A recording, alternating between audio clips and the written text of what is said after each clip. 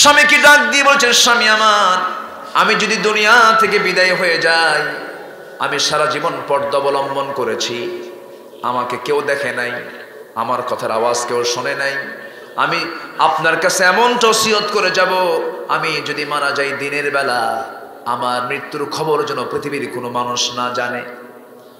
আমি যদি মারা যাই রাতের বেলা, কাউকে বলবেন না। আশেপাশের কিছু প্রতিবেশীকে ডাক দিয়ে আমার জানাজা কাফন দাফন করে দিবেন। লোকজন বেশি হওয়ার দরকার নাই। লোকজন বেশি হলে যখন খবর জানাজানি হয়ে যাবে, লক্ষ লক্ষ মুসলমান সব আমার জানাজায় হাজির হয়ে যাবে। আমি নারী, যারা জানাজা পড়াবেন তারা হলেন পুরুষ। আমি কতটুকুন লম্বা, কতটুকুন খাটো, কতটুকুন চিকন, কতটুকুন মোটা, আমাকে দেখতে না পারলেও অনুমান করতে পারবে আমার পর্দার খেলাফ হয়ে যাবে। সংখ্যার দরকার নাই, প্রতিবেশীকে সঙ্গে করে নিয়ে আপনি আমার কাফন দাফন করে দিবেন।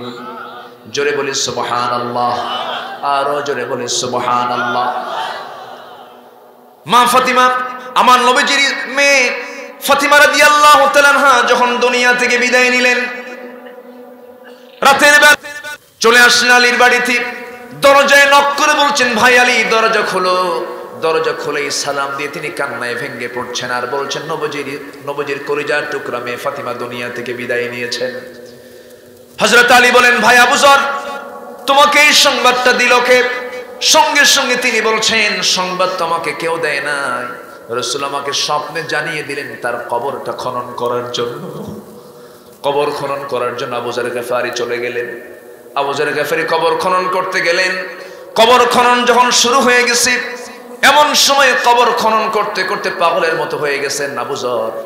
কবর খননের প্রকালে এক পর্যায়ে কবর থেকে যখন তিনি উঠে আসতেছেন কোদাল নিয়া, কবরকে লক্ষ্য করে বলছেন, কবর, আজকে তোর এই মাটিতে, তোর এই জায়গায় এমন একজন ব্যক্তিকে রাখা হবে যার সম্মান, যার মর্যাদা এত বেশি, আমার নবীজির কলিজার টুকরা, দের টুকরা ফাতিমা, কবর অসম্মান তুই করবি না। হাসান হোসেনের মা, তুই অসম্মান করবি না। এরপরে আসাদুল্লাহিল গালিব, আলীর একমাত্র স্ত্রী, তুই অসম্মান করবি না। এই সমস্ত কথাগুলো বলছেন আর চোখের পানি ফেলে ফেলে কাঁদতেছেন। রাসূল তাকে স্বপ্নে জানিয়ে দিয়েছেন। এই কথা বলে ওঠার সময়, এমন সময় ভিতর থেকে একটা আওয়াজ বের হয়ে আসছে, ওরে আবু যর, আমি খাতুনে জান্নাত চিনি না।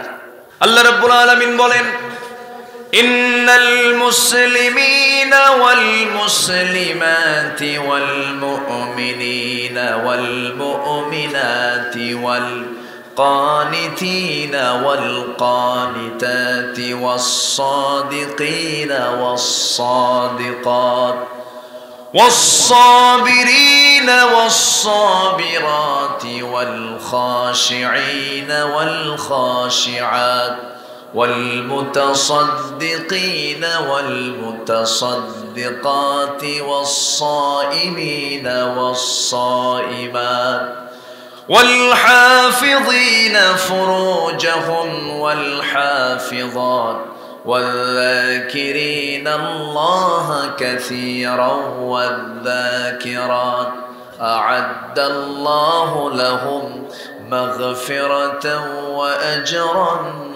عظيما জোরে বলুন আল্লাহু আকবার।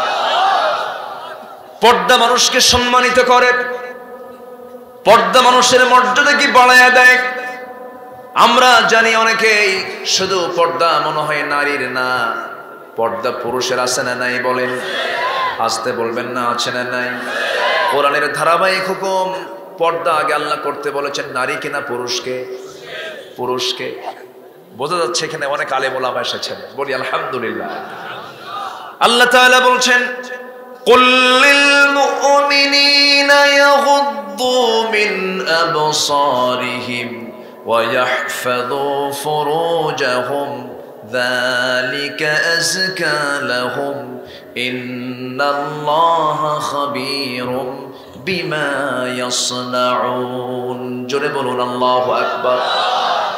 হে রাসূল, আপনি মুমিনদেরকে বলে দেন তারা যেন তাদের দৃষ্টিকে সংযত রাখে, নিম্নগামী করে এবং তাদের লজ্জাস্থানকে যেন হেফাজত করে। কার কথা? যালিকা আজকা লাহুম, শুদ্ধ থাকার জন্য এটাই সবচেয়ে উত্তম পন্থা, এটাই সবচাইতে বড় একটি বিশাল মাধ্যম। আল্লাহ তাআলা মুমিনদেরকে ডাক দিয়ে বলছেন, চোখটাকে কন্ট্রোল করো, দৃষ্টিকে তুমি কন্ট্রোল করো, কারণ প্রথম দৃষ্টি তুমি দিবা, আমি আল্লাহ মাফ করে দেব। দ্বিতীয় দৃষ্টি নারীর দিকে তাকাবা, পরনারীর দিকে তাকাবা, গুনাহ কবিরা হয়ে যাবে, মারাত্মক গুনাহ হয়ে যাবে। প্রথমবার তাকালে মাফ, দ্বিতীয়বার তাকালে মাফ না পাপ, মাফ না পাপ। অনেকদিন আগে এক মাহফিলে, প্রায় 14-15 বছর আগে হবে, এক যুবক পাশে থেকে দাঁড়ায় বলে, হুজুর প্রথমবার যেহেতু তাকানো জায়েজ আছে, মাফ আছে, তাহলে এক নজরে এক তালে 1 ঘন্টা দেখব। জোরে কোন নাউজুবিল্লাহ। সম্মানিত ভাইরা, হঠাৎ নজর পড়ে গেছে, আল্লাহ তাআলা তাকে মাফ করে দিবেন। এটা কার হুকুম? আসতে বলবেন না, কার হুকুম? আল্লাহর হুকুম। আজকে মেয়েদের দিকে তাকানো তো আছেই, শুধু কি তাকায় না, ক্যাম্পাস প্রাঙ্গণ, একটা ইডেন কলেজ, একটা মহিলা শিক্ষাঙ্গন, ছাত্রীরা সেখানে পড়াশোনা করে, মহিলা কলেজ যেটা ইডেন কলেজ, সেই জায়গার মেয়েদেরকে কলঙ্কিত করেছে কিছু দুষ্ট চক্র, ঠিক কিনা বলেন? তাদেরকে জেনায় বাধ্য করা হয়েছে। আমি ইডেনকে নিয়ে কোনো বাজে মন্তব্য করব না, কারণ শিক্ষাঙ্গন পবিত্র অঙ্গন। শিক্ষাঙ্গনে ওই ইডেন কলেজে এমন ছাত্রীও আছে যারা তাহাজ্জুদ পড়ে, এরকম আছে না নাই?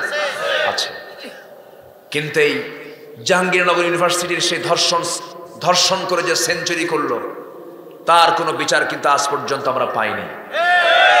ইডেন কলেজকে যারা কলঙ্কিত করেছে, তার বিচার আমরা পাই নাই। অতএব এই জাতীয় নেতৃত্ব দিয়ে সমাজে প্রকৃত নারীর মর্যাদা কখনো প্রতিষ্ঠা করা সম্ভব না। যে যদি হয় সে রক্ষক, সেই যদি সে ভক্ষক, সেই জায়গায় কোনোদিন সিকিউরিটি, নিরাপত্তা কখনো নিশ্চিত হতে পারে না। সম্মানিত ভাইয়েরা, পর্দার বিধান, এই বিধান কে দিয়েছেন? আসতে বলবেন না, কে দিয়েছেন? আল্লাহ দিয়েছেন। নারী এবং পুরুষ আল্লাহ তাআলার সৃষ্টি, এবং আল্লাহ তাআলা বলে দিয়েছেন 14 জন পুরুষকে অথবা 14 জন নারীকে পুরুষ দেখতে পারবে, আবার 14 জন নারী 14 জন পুরুষকে দেখতে পারবে মাহরাম। আল্লাহ তাআলা তাদের মাঝে বিয়েটাকে হারাম করেছেন। যেরকম বাবার সাথে তার নিজের মেয়ে দেখা করা জায়েজ আছে না নাই? সেটা কি বুকের কাপড় ছাড়া? আসতে কর, বুকের কাপড় ছাড়া? শরীরের কাপড় চোপড় কি টাইট হবে না ঢিলা হবে? ঢিলা হবে। শালীন পূর্ণ পোশাক পরে বাবার সামনে আসতে হবে। কিন্তু এমন অসভ্য বাপও আছে সমাজে, যারা নিজের মেয়েকে মঞ্চে তুলে দিয়ে বলে, মা তুমি নাচো, আমি একটু তালি মারি। আছে না নাই? থাপ্পড় মেরে 32টা দাঁত ভাঙা দরকার বেয়াদবদের। এরা বলে আবার আমরা সুশীল সমাজ। আছে না নাই? আছে। কি বলবেন আমার দেশের অবস্থা? আমার দেশে তো আগে বাচ্চার মা হয়, এরপরে গায়ে হলুদ হয়, এরপরে বিয়া হয়। ঠিক আছে না? এই হলো আমার দেশ। এরাই হয় সমাজের সেলিব্রিটি, এদেরকে ওয়েলকাম জানানো হয়। আবার এরা মাঝে মাঝে আবার ওমরাও যায়, হজও করে। ওমরায় যে বলে, প্রিয় দেশবাসী, আমি ওমরা করতে এসেছি, আমি রাসূলুল্লাহর কবরে জিয়ারা করতে আসছি, আমাকে নিয়ে ষড়যন্ত্র চলছে, আমার কোনো দোষ নাই, সবাই আমার জন্য দোয়া করবেন, আমি যেন দেশে ফিরে ওমরার কাজ সুস্থভাবে সুন্দরভাবে সম্পূর্ণ করে দেশে ফিরে যেন সিনেমার বাকি কাজ সম্পূর্ণ করতে পারি। এই হলো হাল। সম্মানিত বন্ধুগণ, আমরা যদি পর্দার কথা বলি, তারা বলে এটা প্রগতির অন্তরায়। যারা পর্দাকে প্রগতির অন্তরায় বলে ওদের ঈমান নাই। ওদের ঈমান আছে? ঈমান নাই। পর্দা করা হলো ফরজ। পর্দা করা কি ফরজ? এটা কি মোল্লার বিধান না আল্লাহর বিধান? ক্যামেরা বসেন। হ্যাঁ, না ওদেরকে ধমক দিয়েন না, ওরা কিছু উপকার করে তো। আপনি শুনছেন নয় লক্ষ মানুষ, আর ওরা এগুলো শোনায় দেয় কোটি মানুষের কাছে। তাও তো ঠিকই কোন, আবার ধমকও মানে, তাহলে কেমন হবে? সবই ঠিক, আবার ধমকাবে। ওই দাঁড়াবে, ওরা ঠিক করবে না। মাঝে মাঝে তো দেখতে হবে যে এটা রেকর্ড হলো না হ্যাং হয়ে গেল, দেখতে হবে। ওদেরকে ধমক টমক দিয়ে না, এত লোক যদি ধমক দেন ওদেরকে হার্ট থাকবে? হার্ট তো ফুটা হয়ে যাবে। কিছু বললেন না।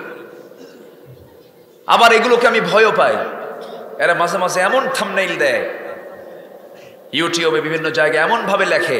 এই যে ধরেন আজকে আসছি আমি মাগুরায়, ঢাকার সাভারে আমার মাহফিল ছিল। আমি আলোচনার প্রসঙ্গে বলেছি যে রওদা এবং কবর, কবর এটা হচ্ছে হাদিসের পরিভাষা, কোরআনের পরিভাষা। রওদা দিয়ে কোরআনের কোথাও কবরকে বোঝানো হয়নি। রওদা শব্দ দিয়ে কবর বোঝানো হয়েছে এমন কোন শব্দ কোরআনে নাই। আমি এই কথাটা বোঝাতে চেয়েছি। রওদা শব্দ আসছে, সেটা হলো জান্নাতের বর্ণনা। কিসের বর্ণনা? জান্নাতের বর্ণনা। এটাকে কাটিং কইরা একটা গ্রুপ লিখতেছে, এটা কেমন হুজুর, আয়াতকে অস্বীকার করলেন, কাফের হইয়া গেলেন।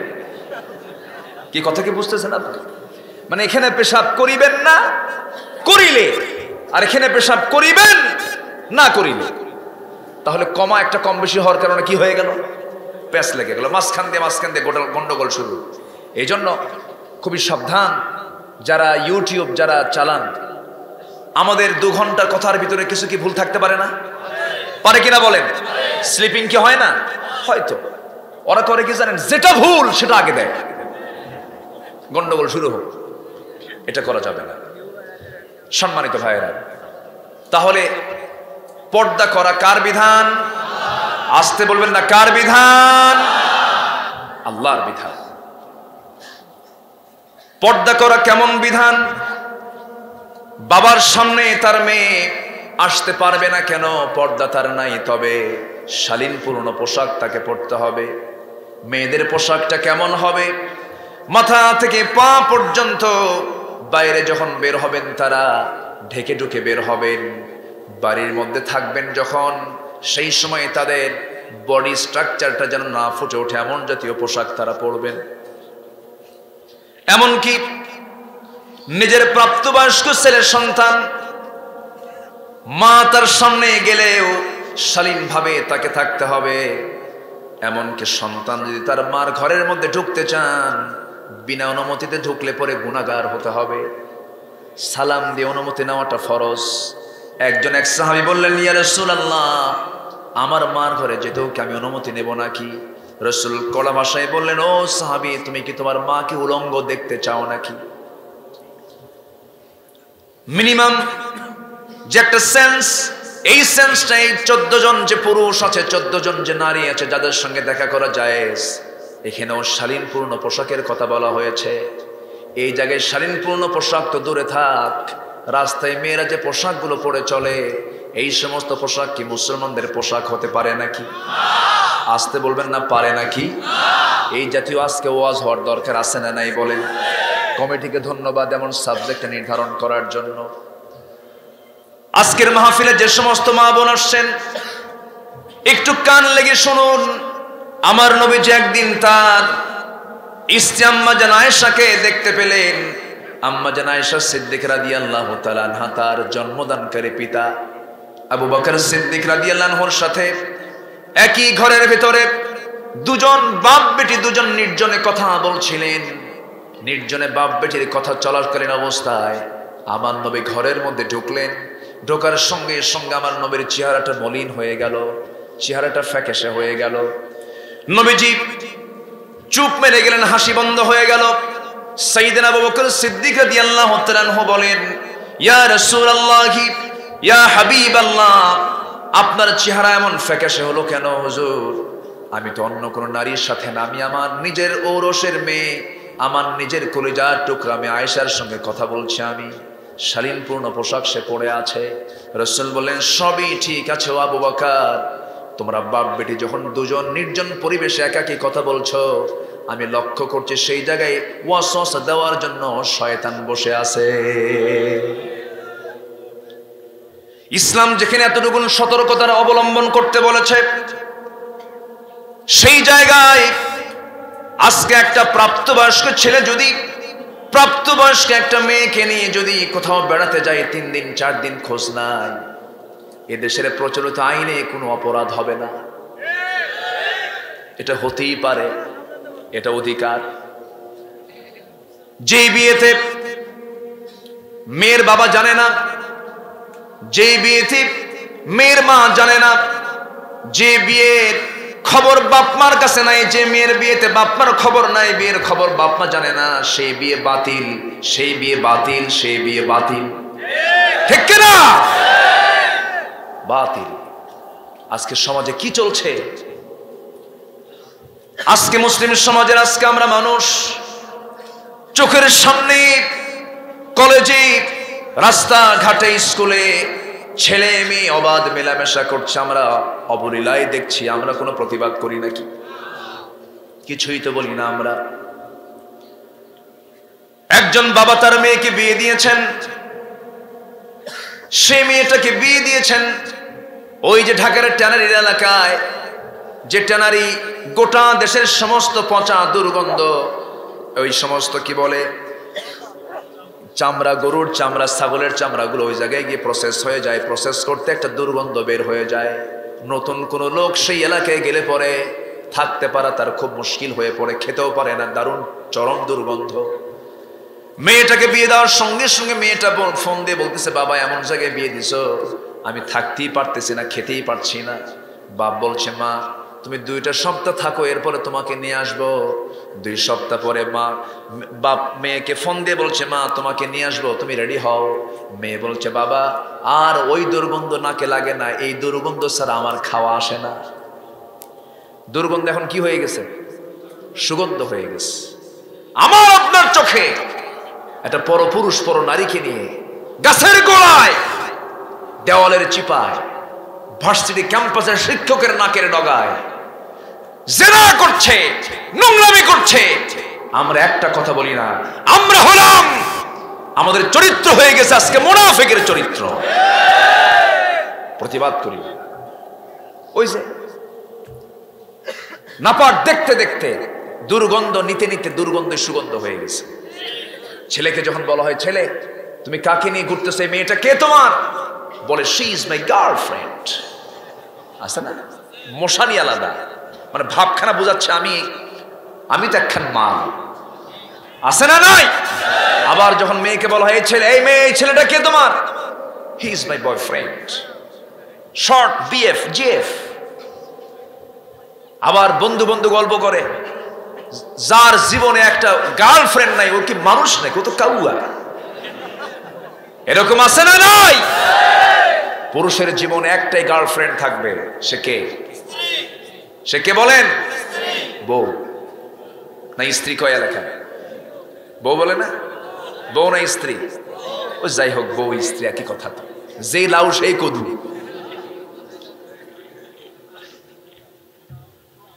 বউ ছাড়া কোন গার্লফ্রেন্ড নাই, স্বামী ছাড়া কোন বয়ফ্রেন্ড নাই। কার হুকুম? আসতে বলবেন না, কার হুকুম? আবার দুজন পীড়িত কইরা বিয়া করে, বিয়া কইরা আবার বুক উঁচু করে বলে, হুজুর আমাদের এটা না লাভ ম্যারেজ। আমি কই, তোর এটা লুচ্চা ম্যারেজ। ঠিক কিনা? বিয়ার আগে কোনো সম্পর্ক বৈধ হতে পারে? আসতে বলবেন না, পারে। সম্মানিত বন্ধুগণ, আগুন তো আগুন, বারুদের কাছে আগুন আসলে তো জ্বলে উঠবে। এই জন্য পর্দার বিধান কে দিয়েছেন? আসতে বলবেন না, পর্দার বিধান কে দিয়েছেন? আল্লাহ দিয়েছেন। আমার নবীজি একদিন ফাতিমা রাদিয়াল্লাহু আনহার বাড়ির সামনে দিয়ে যাচ্ছিলেন, বাড়ির ভিতরের অপ্রয়োজনীয় একটা আওয়াজ আমার নবীর কান পর্যন্ত চলে এলো। আমার নবী আস্তে করে তার বাড়ির মধ্যে ঢুকলেন, ঢুকে মনক্ষুণ্ণ হয়ে বলছেন, ফাতিমা আমি তোমার প্রতি একটু মনক্ষুণ্ণ হয়েছি। আজ কেন আব্বা, কি হয়েছে? তোমার অপ্রয়োজনীয় একটা কথা আমার কানে এসে ধাক্কা খেয়েছে রাস্তায়। আমার কানে না এসে যদি এটা কোনো পরপুরুষের কানে যেত, তোমার জন্য এটা পর্দার খেলাফ হয়ে যেত। মেয়েদের কথার সৌন্দর্য আছে না নাই? আসতে বলবেন না, আছে না নাই? আচ্ছা, কথার মধ্যে সৌন্দর্য আছে। আল্লাহ তাআলা এজন্য বলেছেন, ও পৃথিবীর নারীরা, তোমরা যখন কোনো কথা বলতে যাবে, সেই জাতীয় কথা সেই পুরুষদের সঙ্গে বলবে না যাদের অন্তরে রোগ আছে। ফায়াতমাআল্লাযীনা ফী কলবিহিম মারাদুন ওয়া কুলনা কাওলান মা'রুফা।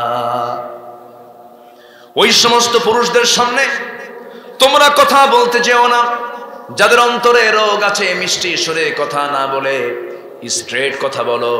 কিন্তু অধিকাংশ মেয়েদের, অধিকাংশ অফিসে রিসেপশনে চাকরি হয় পুরুষের না নারীর? আসতে বলেন, পুরুষের না নারীর চাকরি হয়? নারীর চাকরি হয়। মেয়েটাকে সুন্দর করে সাজগোজ করায়া, লিপস্টিক লাগায়া, মাথার চুলগুলো ছেড়ে দিয়া অর্ধলগ্ন করে রিসেপশনে রেখে দেয়। কোনো ক্লায়েন্ট যখন চলে আসে, অফিসে যখন কোনো লোক চলে আসে, সামনে দাঁড়ায়া মুস্কি একখান হাসি মারে, আসসালামু আলাইকুম, ওয়েলকাম। আছে না নাই? এটা মুসলমানদের কালচার নয়। ইসলাম এগুলোকে অ্যালাউ করে না। ইসলাম এগুলোকে কখনো অনুমতি দেয় নাই। মেয়েরা তো চাকরানি নয়, মেয়েরা হলো রাজরানী। মেয়েরা যখন বাইরে বের হবে, একা বের হবে না। মেয়েদের সঙ্গে বের হবে তার বাবা, মেয়েদের সঙ্গে বের হবে তার ভাই, মেয়েদের সঙ্গে বের হবে তার চাচা, মেয়েদের সঙ্গে বের হবে তার আপন মাহরাম কোন পুরুষ। বিয়ে হওয়ার পরে তার স্বামী বের হবে। একাকী কোনো লম্বা সফরে মেয়েরা বের হতে পারবে না। কারণ আল্লাহ তাআলা মেয়েদেরকে রাজরানীর মর্যাদা দিয়েছেন। পুরুষরা চাকরের মতো তাদেরকে পাহারা দেবে। যেরকম সুবহানাল্লাহ। পুরুষ হলো চাকরের জাত আর মেয়েরা হলো রানীর জাত। যেরকম সুবহানাল্লাহ। এখন মেয়েরা কয়, যদি পুরুষরা চাকরের জাত, আমরা হব চাকরানী। ওরা চাকর, আমরা কি হব? চাকরানী। আমার মা, মেয়েদের কথার সৌন্দর্য আছে, মেয়েদের চেহারার সৌন্দর্য আছে, মেয়েদের মাথা থেকে পা পর্যন্ত সৌন্দর্য কে দিয়েছেন? একজন নারী তার সমস্ত সৌন্দর্য ডিসপ্লে করবে কয়জনের সামনে? আসতে বলবেন না, কয়জনের সামনে? যার বিয়ে হয় নাই সে কার সামনে করবে? গার্লফ্রেন্ডের সামনে। তাহলে এত সাজে কেন? তারা যে সাজগোজগুলো করে, আশকারা, মাস্কারা, আরো কি আছে? হ্যাঁ, আইলাইনার, আর কি হাই হিল, কত সুন্দর করে। ভালোই তো ওয়াশ করতে পারেন আপনারা, দেখি। এগুলো করা যাবে না। আমার কথা কি কষ্ট হচ্ছে নাকি আপনাদের? আলোচনা চালায়া যায়, আলোচনা চালায়া যায়, জোরে বলি ইনশাআল্লাহ। তাহলে সবার বাড়িতে মা বোন আছে না নাই? আচ্ছা। ফাতিমা রাদিয়াল্লাহু তাআলা আনহা এত গরীব ছিলেন, সেই ফাতিমার বাড়িতে খাবার ছিল না, না খেয়ে থাকতেন। স্বামীর প্রতি কি শ্রদ্ধা তার ছিল! পর্দাশীলা মেয়েদের একটা বরকত দেখেন। স্বামীর ঘরে খাবার নাই, স্বামী তার বাহির থেকে আসতেছেন, ক্ষুধার পেটে, সালাম বের হচ্ছে না। দরজায় নক করেছেন, দরজায় নক করে দরজা যখন খুলে গেল, ফাতিমা রাদিয়াল্লাহু আনহা সালাম দিচ্ছেন স্বামীটাকে, সালামের জবাব দিচ্ছেন, কিন্তু মনটা খারাপ, ক্ষুধার পেটে যন্ত্রণায় ছটফট করছেন। ফাতিমা রাদিয়াল্লাহু আনহা বলছেন, আমার স্বামী, মন খারাপ করে আপনি দরজায় ঢুকতেছেন কেন, ঘরে ঢুকতেছেন কেন? আমার ঘরে ঢুকতে হলে মুস্কি হাসি মেরে ঘরে ঢুকতে হবে, নচেত আমি ঘরে ঢুকতে দেব না। জোরে বলেন সুবহানাল্লাহ। এটা হলো পর্দার পুরস্কার। এটা কিসের পুরস্কার বলেন? পর্দার পুরস্কার। আমার বন্ধুগণ, এই ফাতিমা যখন দুনিয়া থেকে বিদায় নেবেন, আমার মায়ের একটু কান লাগায় শোনেন। যখন তার ইন্তেকাল হয়ে যাবে, আমার নবীজির ইন্তেকালের 6 মাস পর যখন তার ইন্তেকালের সময় হয়ে গেল, প্রচন্ড অসুস্থ হয়ে পড়লেন। তিনি কম বয়সে ইন্তেকাল করেছেন। নবী 63 বছর বয়সে তিনি ইন্তেকাল করলেন, আর তার মেয়ে মাত্র 6 মাস পরে ইন্তেকাল করা, মানে খুব কম বয়সে দুনিয়া থেকে বিদায় নিয়েছেন। বিদায় নেওয়ার প্রাক্কালে স্বামীকে ডাক দিয়ে বলছেন, স্বামী আমার, আমি যদি দুনিয়া থেকে বিদায় হয়ে যাই, আমি সারা জীবন পর্দা অবলম্বন করেছি, আমাকে কেউ দেখে নাই, আমার কথার আওয়াজ কেউ শোনে নাই, আমি আপনার কাছে এমন ওসিয়ত করে যাব, আমি যদি মারা যাই দিনের বেলা, আমার মৃত্যুর খবর যেন পৃথিবীর কোনো মানুষ না জানে। আমি যদি মারা যাই রাতের বেলা, কাউকে বলবেন না, আশেপাশের কিছু প্রতিবেশীকে ডাক দিয়ে আমার জানাজা কাফন দাফন করে দিবেন। লোকজন বেশি হওয়ার দরকার নাই, লোকজন বেশি হলে যখন খবর জানাজানি হয়ে যাবে, লক্ষ লক্ষ মুসলমান সব আমার জানাজায় হাজির হয়ে যাবে। আমি নারী, যারা জানাজা পড়াবেন তারা হলেন পুরুষ। আমি কতটুকুন লম্বা, কতটুকুন খাটো, কতটুকুন চিকন, কতটুকুন মোটা, আমাকে দেখতে না পারলেও অনুমান করতে পারবে আমার পর্দার খেলাফ হয়ে যাবে। সংখ্যার দরকার নাই, প্রতিবেশীকে সঙ্গে করে নিয়ে আপনি আমার কাফন দাফন করে দিবেন। জোরে বলি সুবহানাল্লাহ, আরো জোরে বলি সুবহানাল্লাহ। মা ফাতিমা, আমার নবীজির মেয়ে ফাতিমা রাদিয়াল্লাহু তাআলা আনহা যখন দুনিয়া থেকে বিদায় নিলেন, রাতের বেলা চলে আসলেন আলীর বাড়িতে। দরজায় নক করে বলছেন, ভাই আলী দরজা খোলো। দরজা খুলেই সালাম দিয়ে তিনি কান্নায় ভেঙে পড়ছেন আর বলছেন, নবীজির কলিজার টুকরা মেয়ে ফাতিমা দুনিয়া থেকে বিদায় নিয়েছেন। হযরত আলী বলেন, ভাই আবু যর, তোমাকে এই সংবাদটা দিল কে? সঙ্গে সঙ্গে তিনি বলছেন, সংবাদ তোমাকে কেউ দেয় নাই, রাসূল আমাকে স্বপ্নে জানিয়ে দিলেন তার কবরটা খনন করার জন্য। কবর খনন করার জন্য আবু যর গফারি চলে গেলেন। আবু যর গফারি কবর খনন করতে গেলেন। কবর খনন যখন শুরু হয়ে গেছে, এমন সময় কবর খনন করতে করতে পাগলের মতো হয়ে গেছেন আবু যর। কবর খননের প্রকালে এক পর্যায়ে কবর থেকে যখন তিনি উঠে আসতেছেন কোদাল নিয়া, কবরকে লক্ষ্য করে বলছেন, কবর, আজকে তোর এই মাটিতে, তোর এই জায়গায় এমন একজন ব্যক্তিকে রাখা হবে যার সম্মান, যার মর্যাদা এত বেশি, আমার নবীজির কলিজার টুকরা, দের টুকরা ফাতিমা, কবর অসম্মান তুই করবি না। হাসান হোসেনের মা, তুই অসম্মান করবি না। এরপরে আসাদুল্লাহিল গালিব, আলীর একমাত্র স্ত্রী, তুই অসম্মান করবি না। এই সমস্ত কথাগুলো বলছেন আর চোখের পানি ফেলে ফেলে কাঁদতেছেন। রাসূল তাকে স্বপ্নে জানিয়ে দিয়েছেন। এই কথা বলে ওঠার সময়, এমন সময় ভিতর থেকে একটা আওয়াজ বের হয়ে আসছে, ওরে আবু যর, আমি খাতুনে জান্নাত চিনি না, আমি কলিজার টুকরা বিশ্ব নবীর মেয়ে চিনি না, আমি হাসান হোসেনের মাও চিনি না, আলীর স্ত্রীও জানি না। আমি জানি এটা ভালো আমল, নেক আমল যদি হয়ে যায় ভালো কথা, আর বদ আমল যদি হয়ে যায়, আমি কবর, আমার মাটি চরম ভয়ঙ্কর। পৃথিবীর এক প্রান্তের মাটি অপর প্রান্তে চলে যাবে, অপর প্রান্তের মাটি অপর প্রান্তে চলে আসবে, একাকার করে দেওয়া হবে। এই কথা শোনার পর আবু যর গফারি ওই কবর থেকে যে উঠে দাঁড়িয়েছেন, আর সারাটা জীবন তিনি সংসার জীবন করতে পারেন নাই তেমন ভাবে। সবসময় তিনি কাঁদতেন, অস্থির হয়ে যেতেন। সেই জন্য আমার মায়েরা, আপনার জন্য জান্নাতটা খুব সহজ ছিল, আপনার জন্য জান্নাতটা খুব আসান ছিল। পুরুষদের জবাবদিহিতা বেশি, পুরুষদের জন্য জান্নাতটা খুব কষ্টকর হয়ে যাবে, মেয়েদের জন্য জান্নাতটা খুব সহজ হয়ে যাবে। শুধুমাত্র 4টা কাজ আপনি যদি করতে পারতেন। এর মধ্যে 1 নাম্বার কম্পালসারি হলো পর্দা।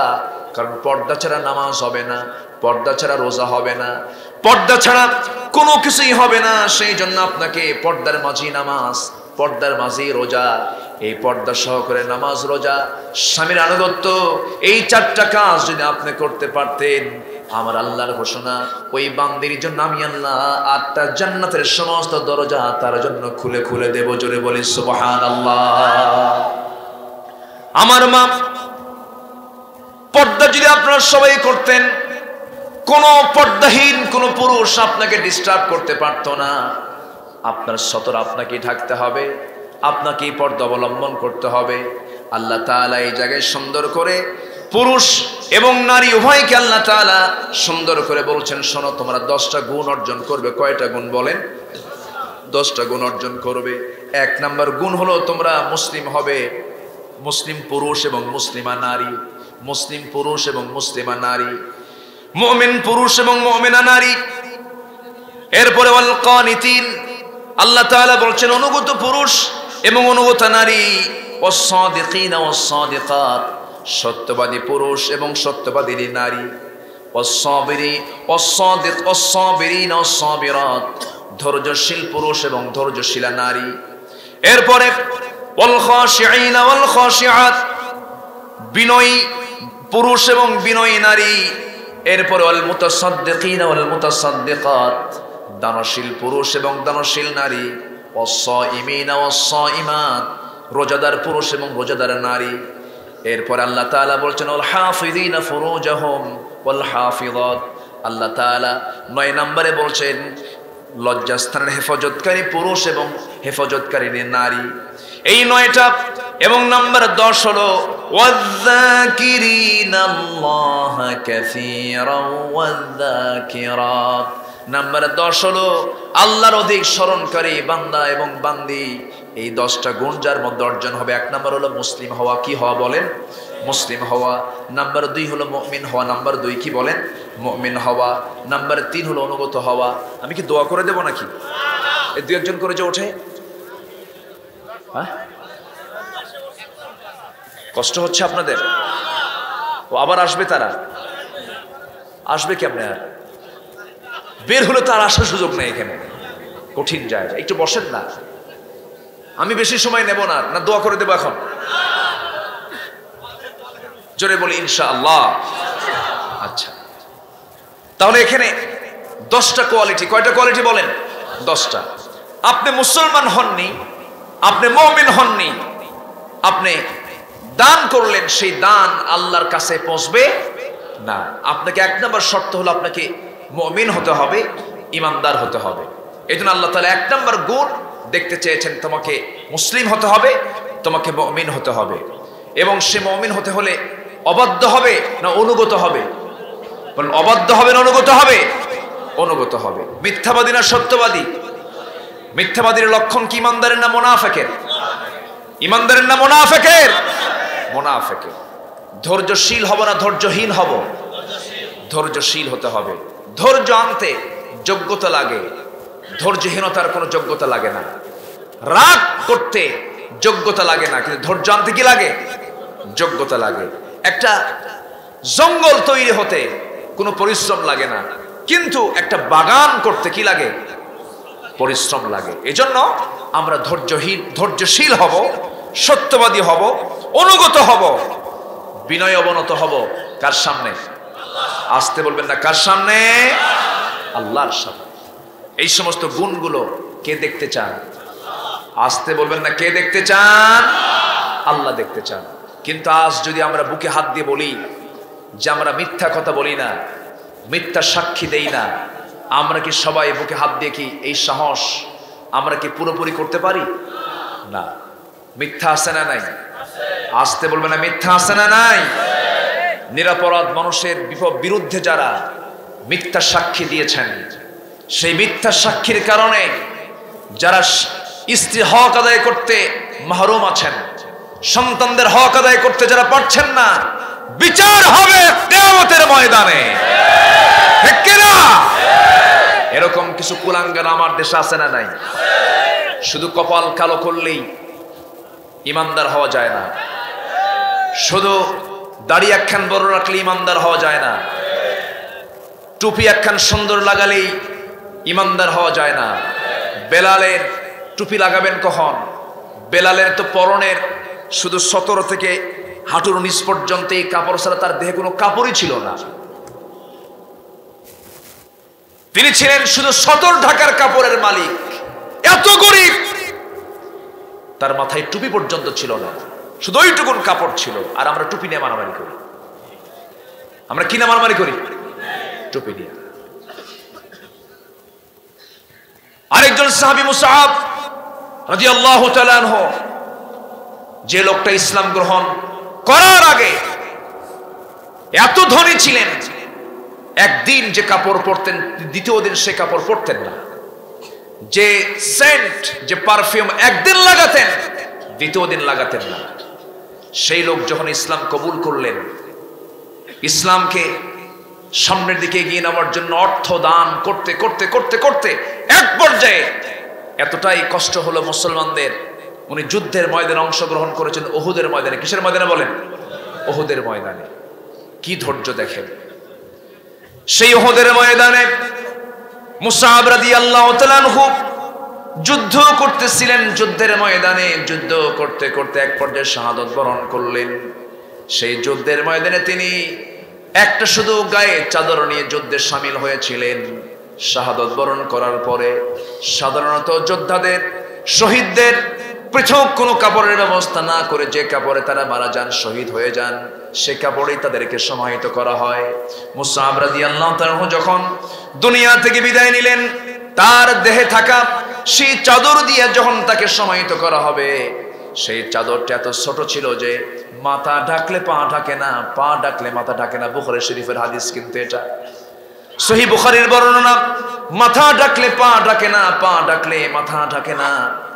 এমন সময় রাসূলের কাছে পরামর্শ চা হলো, ইয়া রাসূলুল্লাহ, ইয়া হাবিবাল্লাহ, আমাদের মুসআব তো শাহাদাত বরণ করেছে, কিন্তু তার গায়ে যে চাদরটা আছে সেই চাদর দিয়া মাথা ঢাকলে পা ঢাকে না, পা ঢাকলে মাথা ঢাকে না, কি করা যায়? আমার নবীজির সঙ্গে সঙ্গে বলেন, সাহাবীরা, যে চাদরটা দিয়ে নিয়ে সে মারা গেছে সেই চাদরটা দিয়ে মাথার অংশ ঢেকে ফেলো, আর পায়ের অংশে যে অংশটুকু ফাঁকা আছে ইস্কির নামক ঘাস দিয়া ঢেকে ঢুকে তাকে সমাহিত করে দাও। আমার ভাইয়েরা, কাপড়ের হবে তারা কাফন দাফন করার সময় তারা ইস্কির নামক ঘাস দিয়ে তাদেরকে দাফন করেছেন। আর আজকে আমার দেশে টুপি না মারামারি লাগে, আমার দেশে পোশাক নিয়ে মারামারি লাগে। আমার বন্ধুগণ, আমাদের এখন দ্বন্দ্ব করার সময় নয়, আমাদের সময় এখন কোন আইন চলবে না, জমিনে চালু করতে হবে আমার আল্লাহ তাআলার আইন। সমাজ থেকে জেনা বন্ধ হবে, থামেন, সমাজ থেকে জেনা বন্ধ হবে, সুদ বন্ধ হবে, ঘুষ বন্ধ হবে, লেনদেন উল্টা পাল্টা বন্ধ হবে। এবং আমার দেশ থেকে এই বিগত কয়েক বছরে 14 লক্ষ কোটি টাকা পাচার হয়েছে, এই সমস্ত পাচারগুলো বন্ধ হবে। শুধুমাত্র দরকার হলো এই জমিনে কার বিধান? আসতে বলবেন না, কার বিধান? সেই বিধান জারি হোক। সবাইকে চান নাকি?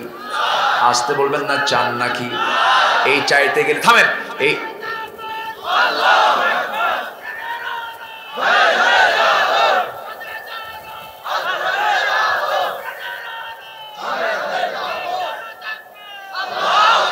এই জমিনটা কার? ওই সূর্য কার? ওই চন্দ্র কার? ওই আকাশ কার? অতএব জমিনে আইন চলা দরকার কার? আসতে বলবেন না, কার? এই কথা বলার কারণে যদি আমাকে বলা হয় জঙ্গি, শুনতে রাজি আছি। যদি বলা হয় সন্ত্রাসী, শুনতে রাজি আছি।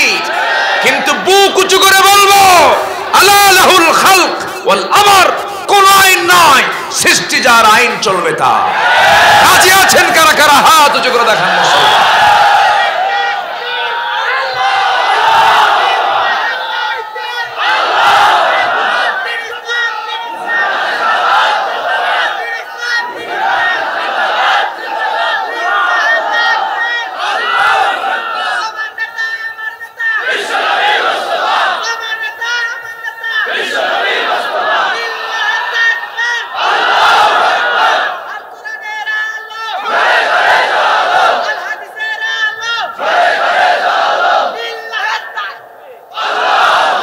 কষ্ট পেলেন? বিরক্ত হলেন? এই আওয়াজ কিন্তু অনেকের কাছে খুব জ্বালাতন করে। এরকম পাবলিক আছে না নাই? আচ্ছা, এই আওয়াজ ওদের গায়ে কাঁটার মতো বাজে, যেন তাদের গায়ে কাঁটা বিদ্ধ হচ্ছে।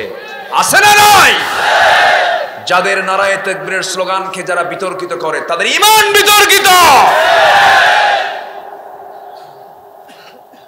সম্মানিত ভাইয়েরা, জন্ম নিয়েছে আজান শোনে, মসজিদে যায় আজান শোনে, নামাজ শুরু করি আল্লাহু আকবার দিয়া, আজান শুরু করি আল্লাহু আকবার দিয়া, জীবন শুরু হয়েছে আল্লাহু আকবার ধ্বনি শোনে, মৃত্যু হওয়ার পর জানাজাও হবে কি ধ্বনি দিয়া? অতএব এই আল্লাহু আকবারকে যারা সমাজে চলতে দেয় না, ওদের জানাজা না দিয়া কুত্তা বিলার মতো বিদায় করা দরকার। রাইট? ঠিক আছে, ক্লিয়ার করেন সবগুলো মুনাফিকদেরকে। মুনাফিকরা আজকে মসজিদ দখল করে ফেলেছে। অধিকাংশ মসজিদের সভাপতি সেক্রেটারি সুদ খায়, নামাজ পড়ে না, আছে না নাই? টাকার জোরে, ক্ষমতার জোরে তুমি মসজিদ পর্যন্ত দখল করেছো। শুক্রবারে 7 দিন নামাজ নাই, শুক্রবারে মুয়াজ্জিনকে বলে দেয় আমার জায়নামাজ যেন প্রথম কাতারে থাকে। থাপ্পড় মেরে মসজিদ থেকে বের করে দেওয়া দরকার। ধর্মের ব্যবসা তোমরাই করো, ঠিক কিনা? কষ্ট হচ্ছে নাকি? আলোচনা কেবল শুরু হচ্ছে, অসুবিধা নাকি আপনাদের? আমারে আজকে এমন সাবজেক্ট দিছে বুঝলেন, মাদের সাবজেক্ট। তবে হ্যাঁ, মা যদি ভালো হয় পরিবার ভালো হয়, মা যদি ভালো হয় সমাজ ভালো হয়ে যায়। আল্লাহ তুমি এলাকার সকল মাদেরকে পর্দা অবলম্বন করার তৌফিক দিয়ে দাও। জোরে বলি আমিন। সম্মানিত ভাইয়েরা, আরেকটা গুণ হলো লজ্জাস্থানের হেফাজত করা। মুসলিম হব আমরা 1 নাম্বার, কি হব? মুসলিম। 2 নাম্বার মুমিন। 2 নাম্বার কি? মুমিন। নাম্বার 3 হলো অনুগত। নাম্বার 4 হলো সত্যবাদী। নাম্বার 5 হলো ধৈর্যশীল। নাম্বার 6 হলো বিনয়ী। নাম্বার কত? 7 হলো দানশীল। নাম্বার 8 হলো সায়েম, প্রকৃত রোজাদার। প্রকৃত রোজাদার কি মানে জানেন? যার জিহ্বা সংযত, যার চোখ সংযত, যার হাত সংযত, যার দেহের সমস্ত অঙ্গ প্রত্যঙ্গ সংযত, আল্লাহর নিয়ম ছাড়া কোনো নিয়ম মানে না, সে হলো প্রকৃত সায়েম। নাম্বার 9 হলো লজ্জাস্থানকে আমরা হেফাজত করব। জোরে বলি ইনশাআল্লাহ। কেউ বলেনি, রাসূল বলেছেন। ছোটখাটো কথা না। মান আযমানুলি মা বাইনা লিহইয়াইহি ওয়া মা বাইনা রিজলাইহি আযমানু লাহুল জান্নাহ। যে ব্যক্তি 2 চোয়ালের মধ্যস্থিত বস্তু জিহবা এবং 2 উরুর মধ্যস্থিত বস্তু লজ্জাস্থানের যে হেফাজত করবে, আমি বিশ্বনবী তার জন্য বেহেশতের জামিন হব। আর কোনো চিন্তা আছে? তাহলে জিহ্বা আমরা বিশ্রাম দেব। জিহ্বা বেশি কাজ দেব না বিশ্রাম দেব? মাঝে মাঝে চুপচাপ থাকবো। কিছু কিছু পুরুষ আছে বউয়ের সঙ্গে শুধু ক্যাটক্যাট করে, এ আছে না? বউকে জ্বালানো কিছু স্বামী আছে না নাই? আবার কিছু বউ আছে স্বামীকে জ্বালায়, আছে না নাই? এত জোরে বললেন আসতে কোন, শুনলে খবর আছে। আবার বউয়ের কথা শোনেন না আপনারা? কিছুই কয় না, দেখছেন? বউয়ের কথা শোনেন না? আর আমিও তো শুনি, শোনেন কি না? না শুনলে সংসার হবে কেমন? ঠিক আছে না? শুনতে হবে তো। বউয়ের কথা না শুনলে আপনি সংসার করতে পারবেন না তো। বউ হচ্ছে সবচেয়ে বড় সম্পদ, বলি আলহামদুলিল্লাহ। আর সেই সম্পদ না বানায়া অবৈধ সম্পদ বানায়া গাছতলায় বসে থাকে।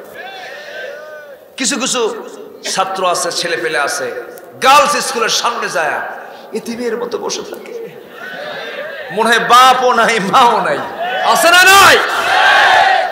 মনে হয় স্যালাইন দেওয়া লাগবে এমন অবস্থা। কি বাবা তোমার কি হয়েছে? কিচ্ছু কয় না। মেয়েটা টার্গেট করা, মেয়েটা যখন বের হয় পিছে পিছে যায় এতিমের মতো। যখন মেয়ে কোনো কথা বলে না তখন বলে শোনো 3 দিন হলে ঘুম নাই, আছে না নাই? ওই পাগল হয়ে লাভ নাই, ওই পাগলি তোমাকে ভুলে যাবে। ভুলবেন না কে? আসতে বলবেন, ভুলবেন না কে? বিয়ে করো, সমস্যা নাই। বিয়ে করতে বলেছেন কে? নারী ছাড়া পুরুষ চলে, পুরুষ ছাড়া নারী চলে। এই জন্য বিয়ের ব্যবস্থা কে করে দিয়েছেন? কে দিয়েছেন? আল্লাহ হাওয়াকে বানায়া বলেন আদম বিয়ে কর, বিয়ে হয়ে গেছে। জান্নাতে বিয়ে হয়েছে। কোথায় বিয়ে হয়েছে বলেন? জান্নাতে। তো বিয়ে বৈধ কাজ, জেনা হারাম কাজ। জেনার কাছে যাব না, বিয়ের কাছে যাব। জোরে বলি ইনশাআল্লাহ। তোমার যদি যুবক বিয়ে করার শখ হয়, আব্বাকে বলবো আব্বা বিয়ে করো। কিছু বাপ আছে বেজুত, কিছু বাপ বেকুব আছে, বেকুব। টাকা আছে, পয়সা আছে, ব্যবসা আছে, বাণিজ্য আছে, সবই আছে, ছেলে যদি বলে বাবা বিয়ে করাও, হুঁশ নাই, কেমন করে কথা বলিস, বিয়ে করার সময় হয়েছে নাকি? আসে না, আসে না, আসে না, নাই? আচ্ছা, যৌবন আসে কখন আর বিয়ে করে কখন? বিয়ে করার সময় হয় না। কিছু কিছু গার্জিয়ানদের ছেলের বিয়ে নাকি 40 বছরে করাতে হবে। 40 বছর 50 বছরে যদি বিয়ে করে 60 বছরে বাপ হবে। 60 বছরে সেই ছোট্ট বাচ্চাকে নিয়ে যদি রাস্তায় হাঁটে, তখন লোক বলবে এই ছেলে এটা তোমার দাদা না নানা। কি ঠিক কিনা? ওই বিয়ে করে লাভ নাই। ওর চেয়ে গ্রামের সাধারণ খেটে খাওয়া মানুষই ভালো আছে। 21 বছরে বিয়ে করে 23 বছরে বাপ হয়, 37 বছরে মেয়ে বিয়ে দিয়া 40 বছরে দাদা হয়, আর 60 বছরে মহাদাদা মহারাজা। ঠিক কিনা? ইনিংস শেষ, ইনিংস পূরণ করে। কি রাগ করতেছেন নাকি আপনারা? ইসলাম কত সুন্দর, ইসলাম কত সুন্দর, বলি আলহামদুলিল্লাহ। আমরা ইসলাম মানবো, শান্তি পাবো। ইসলাম মানবো না, শান্তি হবে? শান্তি হবে? অকাম কুকাম করো না যুবক, তোমাকে বিয়ের সিদ্ধান্ত নিতে হবে। রিজিকের দায়িত্ব কার? আসতে বলবেন না, রিজিকের দায়িত্ব কার? ইবনে মাসউদ মারা যাচ্ছেন, আব্দুল্লাহ ইবনে মাসউদ মারা যাচ্ছেন, এক সাহাবী, গরিব মানুষ মারা যাচ্ছেন তিনি। 4টা মেয়ে তার, এইদিকে অবস্থা ভালো না। ওসমান জিন্নুরাইন রাদিয়াল্লাহু তাআলা আনহু খলিফাতুল মুসলিমিন, তিনি এসে বলছেন ইবনে মাসউদ, রাষ্ট্রের পক্ষ থেকে কিছু তোমাকে অর্থ দিয়ে সহযোগিতা করা হবে। আপনার তো 4টা মেয়ে আছে, এদের তো ভরণ পোষণের দরকার। সঙ্গে সঙ্গে ইবনে মাসউদ বলছেন, ভাই আমার ওসমান, তোমাকে ধন্যবাদ, আমার পরিবারকে নিয়ে তুমি চিন্তা করেছো, কিন্তু আমার বাচ্চাদের নিয়ে, আমার মেয়েদের নিয়ে, এদের রিজিকের ব্যাপারে আমার বিন্দু পরিমাণ কোনো টেনশন আমি করি না। কারণ আমার মেয়েগুলোকে আমি এমন শিক্ষা দিয়েছি, এমন রিজিকের ব্যবস্থা করে দিয়েছি, আমার মেয়েদের জন্য আমি মারা যাওয়ার আগ দিয়ে সূরা ওয়াকিয়া রেখে যাচ্ছি। কি সূরা বলেন? ওয়াকিয়া রেখে যাচ্ছি। আমার মেয়েরা যদি সকাল সন্ধ্যা থেকে সুন্দর করে তেলাওয়াত করতে পারে, আল্লাহ তাআলা তাদের সমস্ত রিজিকের ব্যবস্থা আল্লাহ তাআলা করে দিবেন। জোরে বলে সুবহানাল্লাহ। কি করে খাবো? এটা কি ইমানদারের কথা? কি করে চলবো? এটা কি ইমানদার বলতে পারে? পৃথিবীর কোন প্রাণী না খেয়ে থাকে না। ছোট্ট বাবুই পাখি বাসা থেকে বের হয় শূন্য পেটে। কোন খাদ্য গোদাম আছে? গোডাউন আছে? নাই। যখন সন্ধ্যায় ফিরে আসে, খালি পেটে আসে না বড় পেটে আসে? কে দেন? আসতে বলবেন না, কে দেন? আল্লাহ তাআলা বলছেন, আমার বান্দার নির্ভরতা যদি আমার উপরে পরিপূর্ণ থাকতো, আমি তাকে পাখির মতো রিজিক দিতাম। কিসের মতো? পাখির মতো। কিন্তু আমরা টেনশন করি, হতাশ হয়ে যাই। হতাশা ইমানদারের নয়, হতাশা আসে শয়তান থেকে। আমরা কোনোদিন হতাশ হব না। জোরে বলি ইনশাআল্লাহ। লজ্জাস্থানের হেফাজত করতে হবে। যুবক, তোমাকে মডেল বানাতে হবে আল্লাহর পয়গম্বর ইউসুফ আলাইহিস সালাতু ওয়াস সালামকে। আল্লাহু আকবার। ইউসুফ আলাইহিস সালাতু ওয়াস সালাম সুন্দর সুশ্রী একজন মানুষ ছিলেন। এত সুন্দর চেহারা ছিল। আমার নবীর পরে পৃথিবীতে সেকেন্ড পারসন হচ্ছেন ইউসুফ আলাইহিস সালাতু ওয়াস সালাম। চেহারার দিকে তাকালে চোখ ফিরানোর কোনো সুযোগ ছিল না। এই সুন্দর চেহারায় ছিল তার জীবনের জন্য একটা বিশাল বড় পরীক্ষা। অতএব সুন্দর যাদের চেহারা আছে তাদের পরীক্ষা আছে না নাই? বারবার চেহারা দেখে আর দেখে আমি একখান মা। আছে না? আছে না? আছে না? এই জন্য চেহারা তোমার সুন্দর, কিন্তু শুকরিয়া আদায় করতে হবে কার? আসতে বলবেন না কার? আল্লাহ চেহারা দেখবেন না।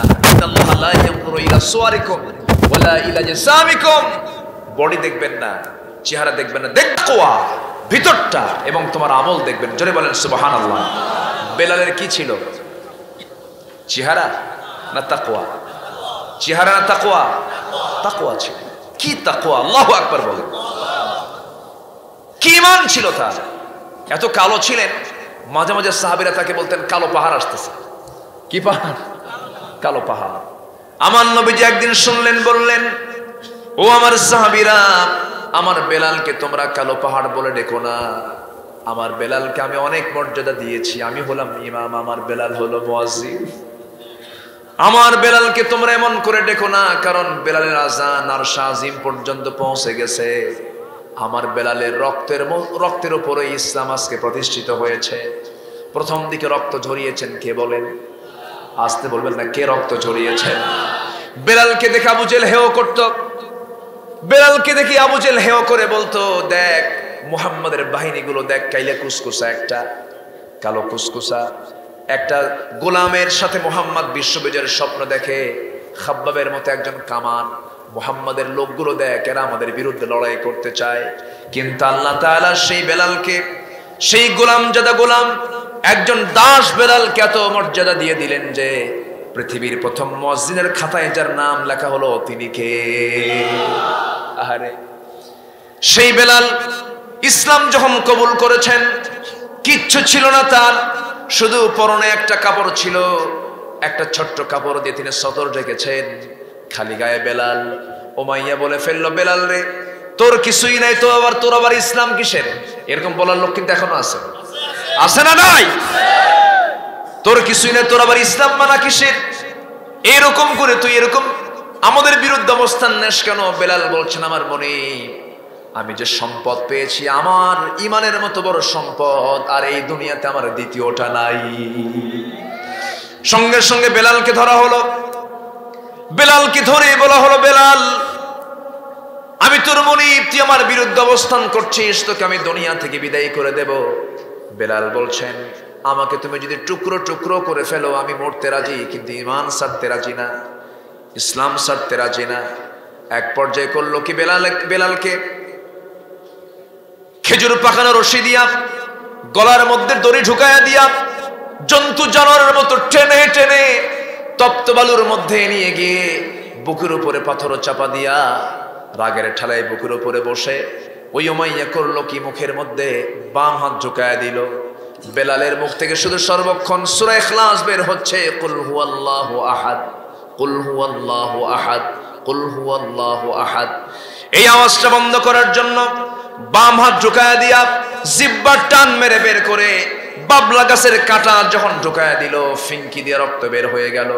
বলা হলো, বেলাল জিহ্বা বন্ধ করে আল্লাহর জিকির করবি কেমনে? ওয়াযাকিরিনাল্লাহা কাসীরা ওয়াযাকিরাত। তুই কেমন করে জিকির করবি? জিকিরটা বন্ধ করে দিলাম, তোর জিহ্বা অচল করে দিলাম। সাইয়েদনা বেলাল ওই কালো মানুষ আস্তে করে হাতটা বের করে নখটা উঁচু করে বলে, ওরে উমাইয়া তুই আমার জিহ্বা বন্ধ করলে হবে কি? আমার দিলের মধ্যে আমার আল্লাহর নাম আমি অঙ্কন করে নিয়েছি। জোরে বলি সুবহানাল্লাহ, আরো জোরে বলি সুবহানাল্লাহ। আমার বন্ধুগণ, এই জন্য জিকির করতে হবে কার? লজ্জাস্থান আমরা হেফাজত করব, আল্লাহকে আমরা স্মরণ করব, সব কাজে আমরা সাক্ষী বানাবো কাকে? কাকে সাক্ষী বানাবো? লজ্জাস্থান হেফাজত করতে গিয়ে ইউসুফ আলাইহিস সালাম কত বড় পরীক্ষার সম্মুখীন হলেন। সম্ভ্রান্ত নারী রাজরানী জুলাইখা যখন তাকে প্রস্তাব দিয়ে ফেললো বিশাল বড় রাজপ্রাসাদের ভিতরে অন্দরমহলে 12টা দরজা লক আপ করে ঘরের মধ্যে তুলে নিয়ে সুন্দরী একজন নারী তাকে প্রেমের প্রস্তাব দিচ্ছে। এই প্রস্তাবে তিনি শুনলেন, প্রস্তাব শুনে তিনি থরথর করে কাঁপতে লাগলেন আর বলছেন, ইন্নী আখাফুল্লাহ, আমি আল্লাহকে ভয় করি, আমি আল্লাহকে ভয় করি। জুলাইখা বলছে, ইউসুফ পৃথিবীর কোনো মানুষ এই জায়গায় আসবেও না, দেখবেও না, একটা বার তুমি আমার দিকে তাকায় দেখো, আমার কি রূপ যৌবন কম নাকি? জুলাইখা বলছেন, আপনার দিকে আমার তাকানো যাবে না, কারণ ইয়াগুদ্দু মিন আবসারিহিম, আমার দৃষ্টিকে নিম্নগামী করার জন্য আমার আল্লাহ তাআলা বলেছেন। সঙ্গে সঙ্গে জুলাইখা করলো কি, জাহেলি কায়দায় চুলের খবর ছেড়ে দিয়া বুকের পাট্টা কাপড়গুলো একটা একটা করে খুলে তার সামনে তার সমস্ত রূপের যৌবনের প্রস্তাবগুলো তার সামনে প্লেস করতে লাগলো, তার দিকে ঝুঁকে পড়তে লাগলো। ইউসুফ পিছু হটতে হটতে দেয়ালে তার পিঠ ঠেকে গেছে, থরথর করে কাঁপতেছেন। কার ভয়ে? আসতে বলবেন না, কার ভয়ে? আল্লাহকে বলছেন, আল্লাহ এই বিশাল বড় ফিতনা থেকে তুমি আল্লাহ আমারে বাঁচাও, তুমি আল্লাহ আমারে উদ্ধার করো। এই দোয়া করতেই দোয়া মঞ্জুর হয়ে গেল। চক্ষু বন্ধ করলেন, দরজার দিকে একটা দৌড় মারলেন, পটপট করে দরজাগুলো খুলে দিল। আল্লাহ তাআলা খুলে দিলেন, আল্লাযীনা জাহাদু ফীনা লানাহদিয়ান্নাহুম সুবুলানা। বাইরে বের হয়ে গেলেন। বাইরে বের হওয়ার সঙ্গে সঙ্গে তার চরিত্রকে তিনি ঠিক রাখতে পারলেন, কিন্তু ষড়যন্ত্রের শিকার হয়ে গেলেন। দোষ করলো একজন, মামলা খেলো আর একজন। এগুলো মনে হয় এখন নাই। আসতে বলবেন না, আছে না নাই? আকাম কুকাম করো একজনে, দোষ দাও আরেকজনকে। তোমাদের অবস্থান হবে আবু জেহেলদের অবস্থানে, ঠিক কিনা? আমার ভাইয়েরা, দোষ করলো একজন, মামলা খেলেন ইউসুফ আলাইহিস সালাতু ওয়াস সালাম, সেই মামলায় জেলখানা তার বরাদ্দ হলো। জেলখানার নিউজ তার কানে চলে আসলো, হাত উঁচু করে ওয়েলকাম জানায়া মুস্কি হাসি মেরে মেরে চলে যাচ্ছেন জেলখানার দিকে। সবাই বলল, ইউসুফ, জেলখানায় মানুষ কেঁদে কেঁদে যায়, মন খারাপ করে যায়, তুমি হাস্যোজ্জ্বল চেহারা জেলখানায় ঢুকো কেন? ইউসুফ বলছেন, জেলখানায় আমার কাছে প্রিয়, হাব্বু ইলাইয়া, আমার কাছে জেলখানায় প্রিয়, কারণ জেলখানায় অন্তত জুলাইখার অত্যাচার থেকে বাঁচবো। জোরে বলেন সুবহানাল্লাহ, আরো জোরে বলেন সুবহানাল্লাহ। অতএব আমরা সেই ইউসুফের সন্তান, আমরা নূহের সন্তান, আমরা ইব্রাহিমের সন্তান, আমরা ইসমাইলের সন্তান, ঠিক কিনা? নূহের সন্তান আমরা। নূহ আলাইহিস সালাতু ওয়াস সালাম দাওয়াত দিতে দিতে ক্লান্ত হয়ে গেছেন, তবুও তার দাওয়াতে কাজ বন্ধ করেন নাই। 900 বছর ইসলাম কবুল করেছেন মাত্র 86 জন। বেটা পর্যন্ত ইসলাম কবুল করে নাই, বউ পর্যন্ত কথা শুনে নাই। কি কথা কি বুঝতেছেন আপনারা? নবীর দাওয়াতে বউ কথা শুনে নাই, নবীর দাওয়াতে ছেলে কথা শুনে নাই। হতাশ হওয়ার দরকার আছে? নবীদের দাওয়াত কি ভুল ছিল? নূহের দাওয়াতে তার বউ কথা শুনে নাই, নূহের দাওয়াতে তার ছেলে কেনান ইসলাম কবুল করে নাই, তবুও তিনি তার দাওয়াতি কাজ বন্ধ রাখেন নাই। আমরা আমাদের দাওয়াতি কাজ বন্ধ রাখবো নাকি? না। ইব্রাহিম আলাইহিস সালাতু ওয়াস সালামকে আগুনের মধ্যে তার বাপ সহ সহযোগিতা করে, তার বাপ সহ তাকে আগুনের মধ্যে নিক্ষেপ করলো, কিন্তু এক চুল পরিমাণ ঈমান থেকে তাকে দূরে রাখতে পারে নাই। ইসমাঈল আলাইহিস সালাতু ওয়াস সালামকে আল্লাহ তাআলা এমন পরীক্ষার মধ্যে ফেলেন, বাপকেও পরীক্ষায় ফেলেন, ছেলেকেও পরীক্ষা করলেন। মিনার বাজারে নিয়ে ইসমাইলকে তরবারির নিচে রাখলেন, তরবারির নিচে রেখে দিলেন, তরবারি গলার সাথে লাগানো। বাপ তরবারি নিয়ে আসে, জবাই করবেন তাকে, কারণ অর্ডার কার? আসতে বলবেন না, অর্ডার কার? সন্তান বলছে, আব্বা, চোখটা তুমি কাপড় দিয়ে বেঁধে রেখো, আমাকে জবাই করতে যেন তোমার কষ্ট না হয়, তোমার যেন কষ্ট না হয়। ইসমাইল তার ঈমান নিয়ে তরবারির নিচে ছিলেন শান্ত। তরবারির নিচে কি ছিলেন? শান্ত ছিলেন, নড়াচড়া করেন নাই, চুপচাপ ছিলেন, কারণ আল্লাহর হুকুম, সাতাজিদুনি ইনশাআল্লাহু মিনাস সাবিরিন। এই দিকে ইব্রাহিম আলাইহিস সালাতু ওয়াস সালাম এই পরীক্ষাও ফার্স্ট হয়েছেন, উত্তীর্ণ হয়েছেন। আমরা সেই নবীদের সন্তান, সেই নবীদের আমরা উত্তরসূরি। আমাদের যত ঝড়, যত ঝাপটাপ, যত প্রতিবাদ, যত কিছু আসুক না কেন, আমরা এক পায়ে দাঁড়াবো কার শক্তি নিয়া? আস্তে কার সাহায্য নিয়া? আর আমাদের সবচেয়ে বড় শক্তি হলো আমাদের ঈমান, আমাদের সবচেয়ে বড় শক্তি হলো আমাদের ঈমান। আর সেই ঈমানের সাথে যে গুণগুলো থাকা দরকার, এই 10টা গুণ আমরা অর্জন করব। জোরে বলি ইনশাআল্লাহ, আরো জোরে বলি ইনশাআল্লাহ। নামাজ পড়বো কয় ওয়াক্ত? আসতে বলবেন না, কয় ওয়াক্ত নামাজ? একটু হাত উঁচু করে দেখান তো দেখি। জোরে বলি ইয়া আল্লাহ, আরো জোরে ইয়া আল্লাহ। আমাদেরকে 5 ওয়াক্ত সালাত আদায় করার তৌফিক তুমি আল্লাহ দিয়া দাও। জোরে বলি আমিন, আরো জোরে আমিন, আরো জোরে আমিন। হাত নামান। সম্মানিত ভাইয়েরা, আমি খুব আনন্দিত।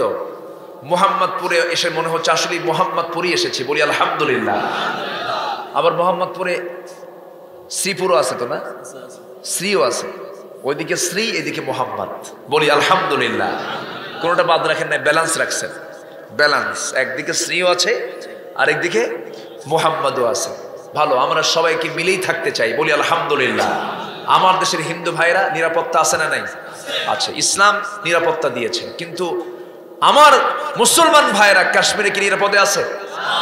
নিরাপদে আছে। ফিলিস্তিনে কি নিরাপদে আছে? এরপরে মায়ানমারে কি নিরাপদে আছে?